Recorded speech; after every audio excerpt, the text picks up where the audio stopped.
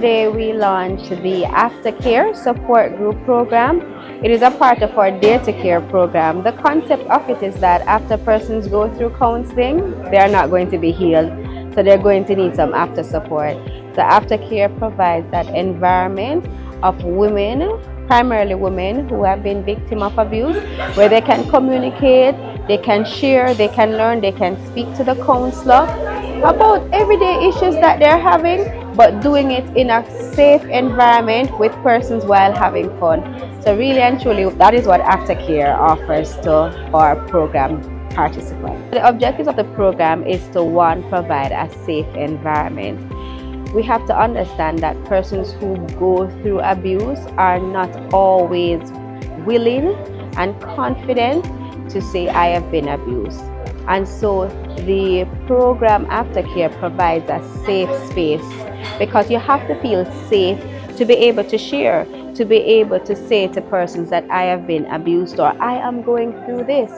The program also wants to provide, in addition to the safe space, we want to ensure that persons know that they are not alone. So if I am abused and I am in a session with someone else who is abused and they are also progressing or they are not progressing, it doesn't make me feel isolated. It doesn't make me feel like alone, because we are healing together. I think this was super amazing. I understand the mission of this particular support group. I think it was relevant, it was timely, and I believe it is cathartic and therapeutic and meeting the needs that exist. This initiative is strategically aligned with the ministry's goals. We have a 4-step plan which looks at creating unrestricted access for all parties, particularly women and men who are disadvantaged. Women who have suffered abuse, who are discriminated, vindicated, victimized, or just feel like they need that kind of support. We also are big on advocacy.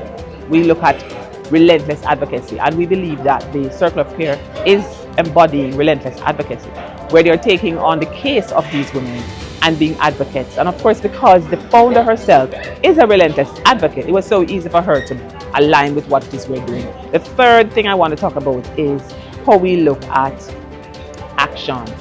One of the things we look at as our third A would be action. What kind of actions we're looking at? We're looking at targeted actions. So the target group for this Circle of Care would be survivors of violence and women who need that continuing care and this continuum of care, similar to what we had launched in 2022. And so we believe that if it is that this Circle of Care is supported in the way that it should be, it's not going to just be local, but as I said to Alicia, I see it going regional and then global. The fact that Circle of Care exists is exceptional in and of itself, because there really isn't that kind of support for women or anybody who has gone through or are going through abuse in Jamaica. And I can speak on that because I've experienced it myself. You know, there are no core groups that are loudly saying, hey, here we are, we're here, we'll help. So I think that in and of itself, knowing, or women having this avenue, having these people advocate to say, hey, this is a safe zone, you can come here, we will help you, we will care for you. You know, even just the idea of having an aftercare, most of the times they don't know where to turn, they don't know where to go. So having this, I think, is, you know, a remarkable thing.